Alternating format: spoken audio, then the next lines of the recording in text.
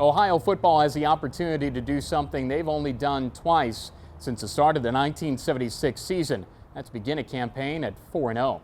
Hi everybody, I'm Russ Eisentstein, the voice of the Ohio Bobcats. Our game week preview is presented by Don Wood Toyota of Athens, on the web at donwoodtoyota.com. It's the 3-0 Bobcats and the 2-1 Minnesota Golden Gophers from TCF Bank Stadium in Minneapolis on Saturday. Back in 1976, Ohio did start the season 4-0 and then eventually ended the year at 7-4. Then the long wait to 2012 when Ohio began it at 4-0 and then 7-0. There was a top 25 ranking. The year ended at 9-4. So the Bobcats see the team from the Big Ten that this program has seen the most over the years. The longest series as far as games go has been between Ohio and Minnesota for the Cats against the school from the Big Ten. This is the 11th all-time meeting. There has been one tie, and Ohio won the last time in the Twin Cities, 23-17 in 2000 at the old Triple H Metrodome, where the Twins and the Vikings also played. Then the Gophers became the only Big Ten school ever to come into Peden Stadium in 2003. Ohio lost that one 42-20. This will be a tough ball game. Minnesota, they're in the midst of a resurgence. Minnesota's won 7 national championships. The last one came in 1960. The Golden Gophers were one of the sport's premier programs, but after beating UCLA in the 1962 Rose Bowl, they went 23 years until their next bowl win, the 1985 Independence Bowl over Clemson. They've gone to 11 bowls in the 2000s, but have lost 7 straight.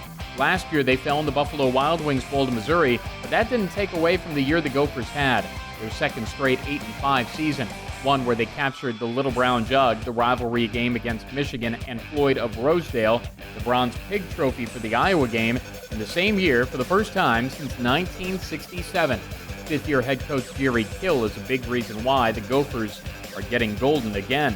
Ohio fans remember him from his time at Northern Illinois. He's won at every spot in his career, has overcome personal health issues, and has his team believing they're a top-flight Big Ten program. This year, they played TCU better than most people nationally thought they would, losing 23-17 at home. In Week 2, they went to Colorado State, not an easy place to play, and won in overtime 23-20. Last week, it was a 10-7 winner over Kent State, where the Gophers didn't score in the second half, but also didn't allow the flashes past the U of M 42. The defense has been the story, allowing just under 17 points per game, 16.7 to be exact, which is exactly what they average offensively. They ended TCU's streak of scoring over 30 at 15. The Rams had just 314 yards, and KSU was held to 142. 10 players have over 10 tackles. DB Antonio Johnson is 24. Lineman Steven Richardson has 3.5 tackles for loss. Offensively, Gopher fans want more out of 6'4 quarterback Mitch Leidner. He's been steady and consistent, but his numbers haven't been eye-popping. He averages 204 yards through the air and has thrown 4 touchdowns and 2 interceptions. They do have playmakers to throw to. KJ May had a touchdown in all 3 games, and tight end Drew Wolotarski is sure-handed. He's 7 shy of 200 yards with the touchdown. Rodney Smith has taken most of the carries. He has their lone rushing touchdown.